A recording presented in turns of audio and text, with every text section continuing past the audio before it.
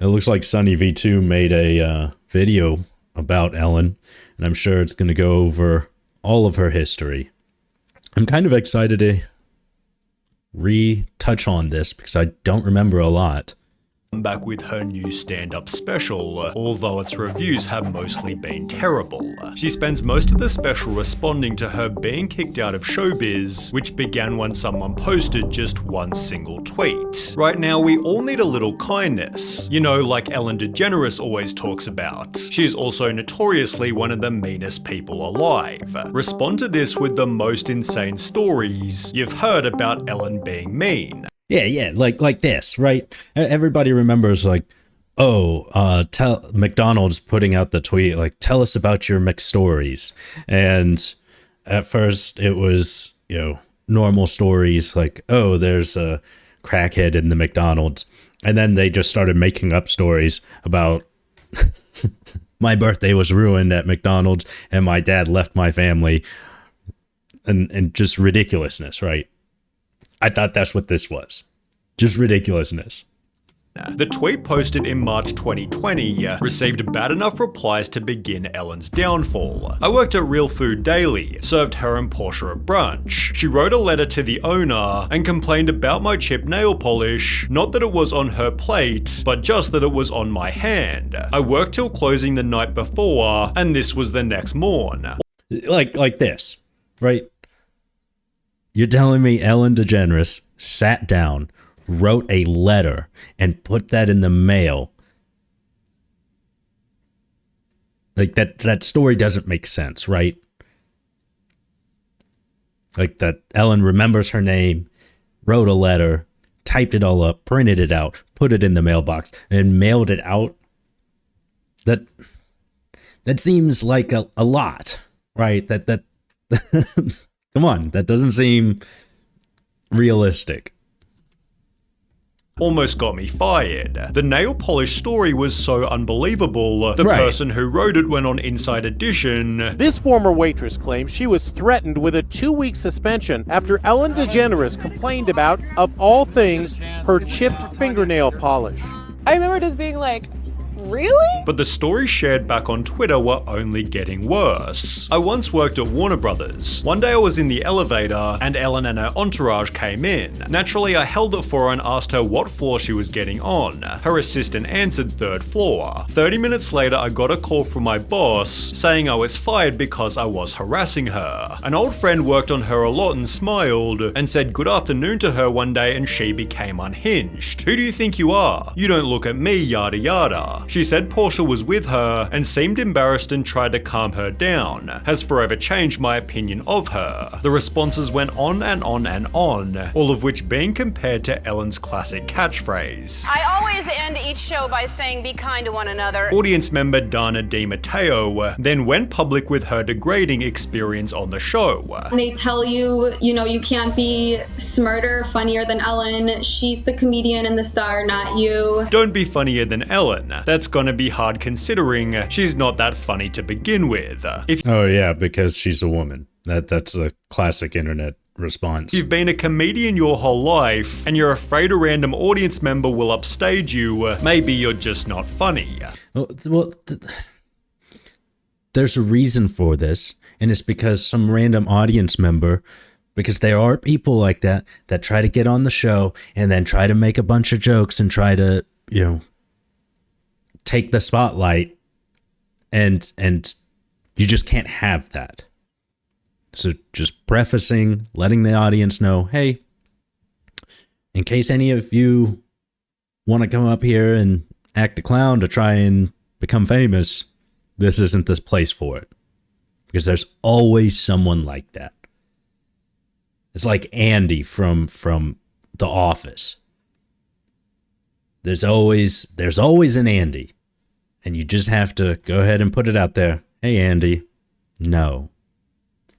Dana then revealed that Ellen's completely different when the cameras turn off. How does the Ellen we see on TV compare to the Ellen you saw when the cameras stopped rolling? Totally different. She would only speak to the audience when the cameras were rolling. As soon as they turned the cameras off, she would not even acknowledge the audience. She would just sit on the couch, basically. Which was supported by Hedda Muscat, one of the show's former producers. Toxic, phony, hypocrite, liar. That's what she is. She agreed that things were different when the cameras weren't rolling. We were told from the very beginning, don't talk to Ellen, don't do this, you can't, go into her office. It was very nerve-wracking, very stressful. We all walked on eggshells all the time. And after the show's DJ also said the same, BuzzFeed launched their own investigation, interviewing a further 11 former employees. They were fired after taking medical leave or bereavement days to attend family funerals. One employee who claimed... Okay, wait a second. See, this blocked out part? Most of the former employees blamed executive producers and other senior managers for the day-to-day toxicity. But one former employee said that ultimately it's Ellen's name on the show and she really needs to take more responsibility. Okay, but she's not the person doing it. Right? And others in the entertainment. They said they were fired after taking medical leave or bereavement days to attend a family funeral. One employee who claimed she was fed up with comments about her race essentially walked off the job. Okay. And others were also instructed by their direct managers not to speak to DeGeneres if they saw her around the office. Okay. So that's not Ellen's fault. That's not Ellen's problem. This is a problem with the managers. It's the problem with other staff who are making those racial comments or firing people for family leave or telling employees, hey, don't talk to her. Don't even look at her.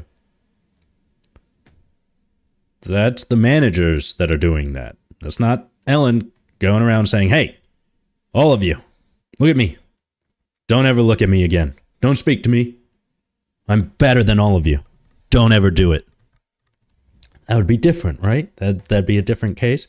That would be her being a massive asshole.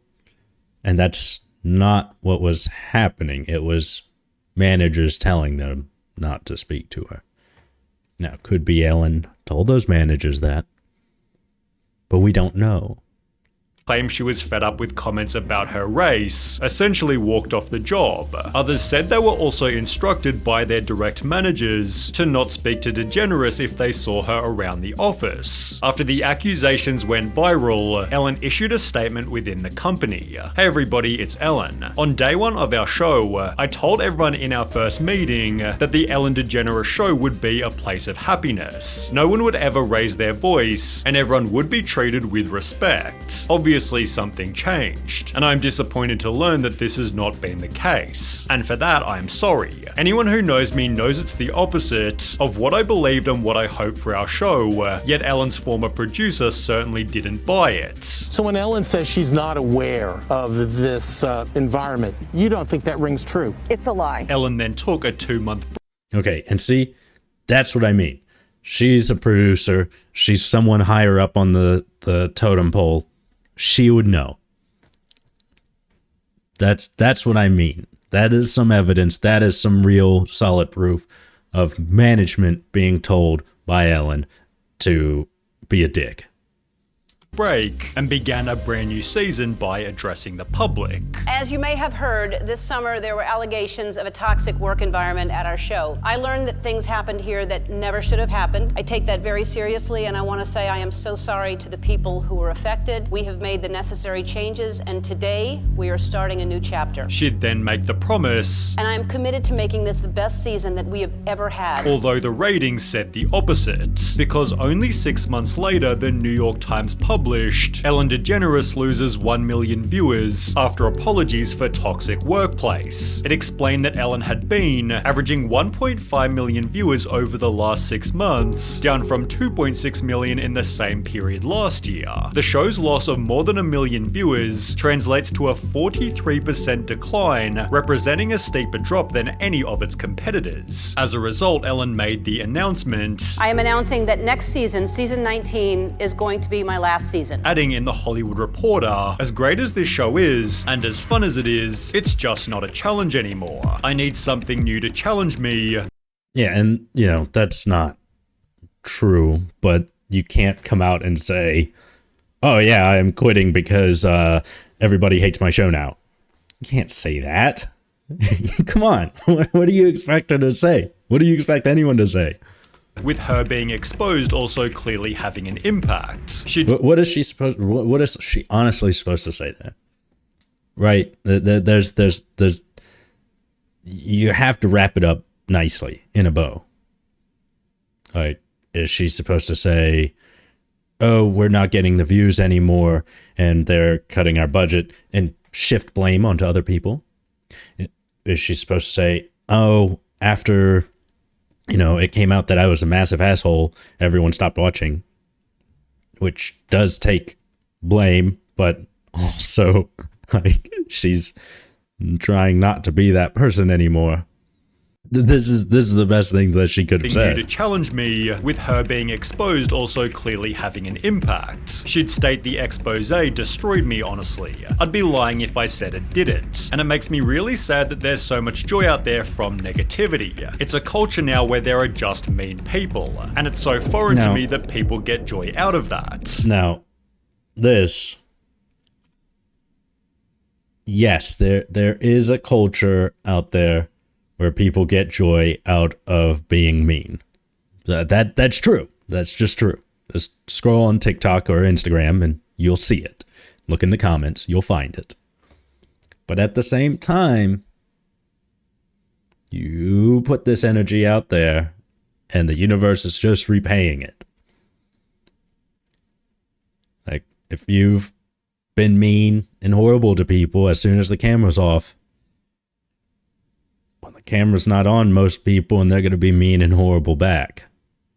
And this is how it pays out. Where there are just mean people, and it's so foreign to me that people get joy out of that. These mean people responded stating, even without the controversy, the show hasn't been fun and genuine for years. It may have never been, but at least it seemed like it. But Ellen is tired of it all, and she's lousy at hiding it now. No more dancing by her, no monologue half the time, bad jokes that are dragged out way too long, tons of old show clips, tons of self-promotion, and a guest host every Friday. These elements led to an average final season, which Ellen concluded by crying with her audience. She then mentioned the possibility of returning to acting, but instead made a documentary titled Saving the Gorillas: Ellen's Next Adventure. It released in 2023, but with only 100 reviews on IMDb, and this there's only 100 reviewers, meaning the people just don't care.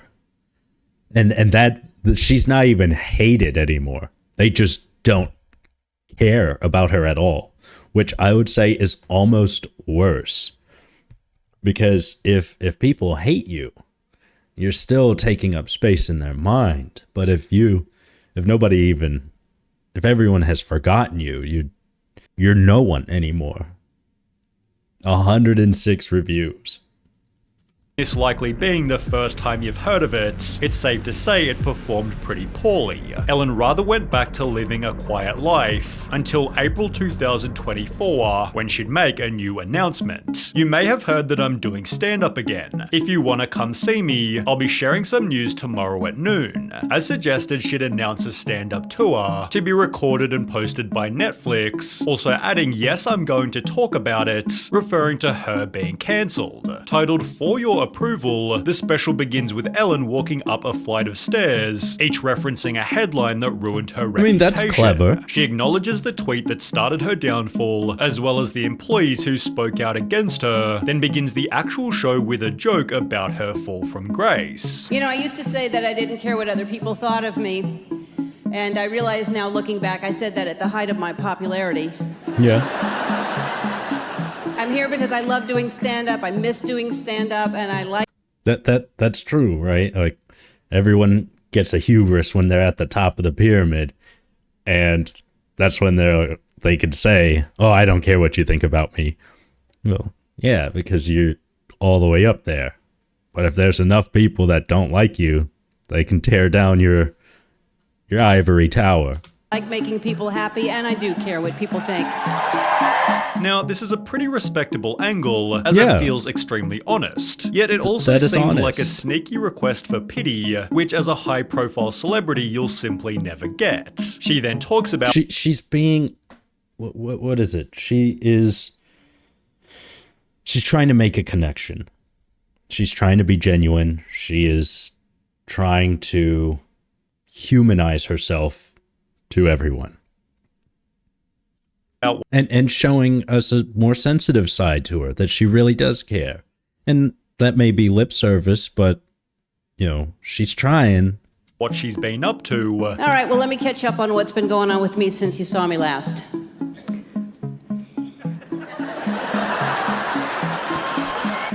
Oh, yeah, I got kicked out of show business. Then makes some pretty funny jokes about her new reputation. Everybody heard that I was mean. Everywhere I go, I know everyone's heard that I'm mean. I know when I walk into a restaurant, people are watching, waiting to see if I'll be mean. Oh, look, she's reaching for butter. I thought she was gonna hit somebody. On the contrary, there are some pretty out-of-touch segments. For example, her joking about her car features, which you'd clearly only find in a luxury vehicle. Then there's that one, that button that inflates the back of the seat. You know, the one that makes you feel like you're getting spooned by a pregnant woman. She also makes... That's not a luxury car feature. That's in most cars now. It was luxury back in maybe 2010.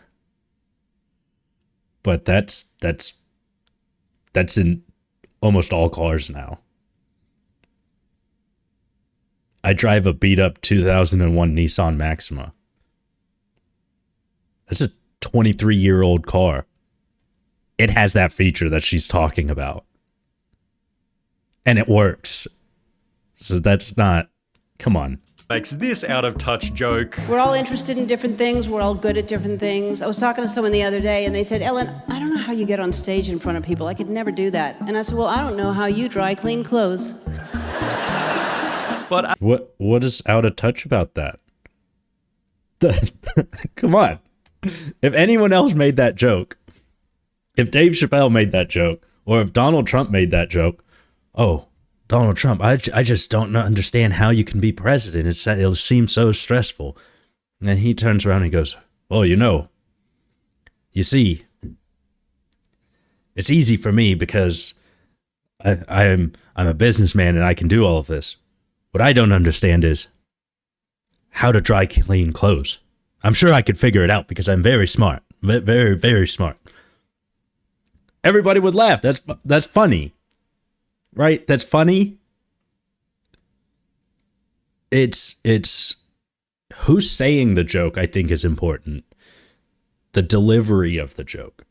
Maybe there were a few pauses that she could have added or changed the pitch of her voice as she's making the joke. Because it does, we already have this preconceived notion that she's mean. So this joke comes off as mean-spirited because she didn't deliver the joke correctly. But to say it's not a funny joke, I don't think so. And to say that it's not relatable, come on. It is relatable. We're all specialized in something. As an overall, the special isn't terrible. Its audience rating of 5.4 stars feels fairly accurate, although as you might expect, simply because it's Ellen, the articles written about it have been pretty brutal. Ellen DeGeneres' unfunny Netflix special come on.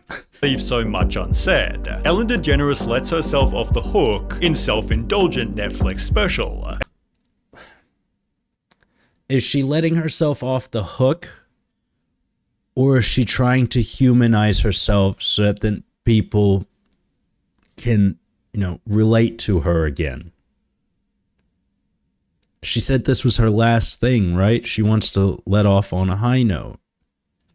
Ellen DeGeneres is unapologetic, unrelatable, and totally insufferable in her new Netflix special. They'd write, the problem with For Your Approval, aside from the fact that it's almost never funny, is that it feels so disingenuous, so calculated to rehabilitate an image and preserve that triumph for prosperity. Another article stated it's one of the weirdest stand-up shows in recent memory. Half observational punchlines, half closing argument in a trial, featuring DeGeneres as her own defense attorney. Neither half works on its own. Taken as a whole, it's an exhausting mess. They'd also add self-awareness is different from taking responsibility. DeGeneres offers no apologies or even explanations for her behavior. Okay. And see, that's fair, right? But the first step is being self-aware and saying, hey, those things were really mean, weren't they? She didn't take responsibility yet, but it seems like she's on the right track, right? You have to give people the opportunity for forgiveness, and I think that's something that's wrong with society today, because we don't give that opportunity. It's, oh, you said something bad, you are going to forever be punished for it, right? Who was it? Not Kid Rock, not Dave Chappelle. What's his name? Kevin Hart. Right, Kevin Hart, he wanted to do something with the Oscars. He wanted to host the Oscars. And he's always wanted to do that, and he finally gets it.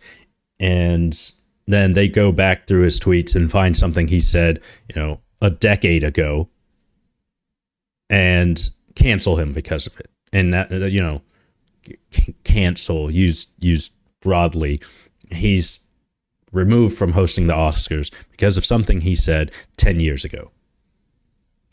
Dude, he's a comedian, right? We realize he's a comedian. I understand that the joke is, not funny anymore. It would not be cool to make that joke today. It was a joke about a dollhouse, and if his son is caught playing with it, he was going to smack the dollhouse across his son's head. Yes, it's not a funny joke right now, but at the time, that was our brand of humor. Right? It used to be okay to, use racial slurs. 20 years ago, 30 years ago, 40 years ago, everyone was using it. You'd even hear it on television. You don't hear that anymore because that has fallen out of our society. We don't do that anymore. It's not funny anymore. Society changes, and we can't judge people on future standards. I call people stupid, or I say stupid or idiot or dumb. What if 10, 15 years from now saying idiot is a slur? Like using the R word. Using idiot is in the same category as using the R word 10 years in the future. Are you going to rewind back to now and punish me for using idiot 10 years in the future? What the hell? How was I supposed to know that would be a problem in the future? I couldn't possibly know that.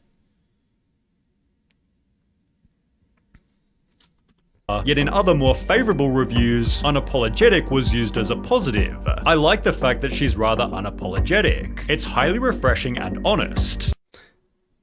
This extreme divide can be seen by the audience reviews on Google. There's almost an equal amount of 1 and 5-star ratings, a sad representation of the black and white thinking that plagues the internet so heavily. I can't even. What is this? How do I hide this? I want to see what it says.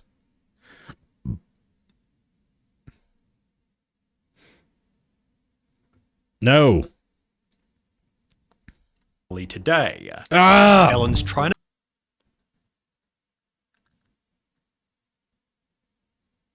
Damn it. But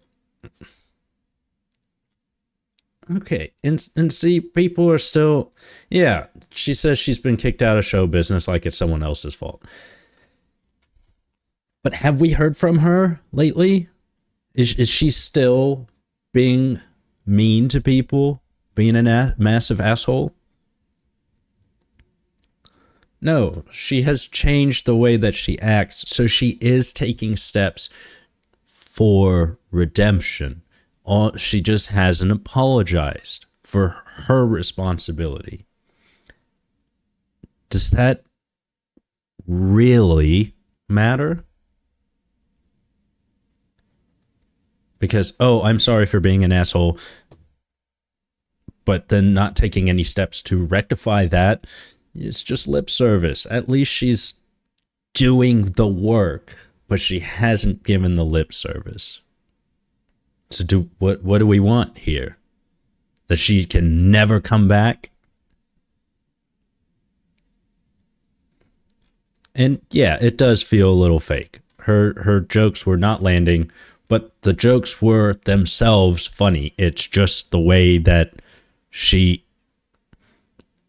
delivered them that was not funny.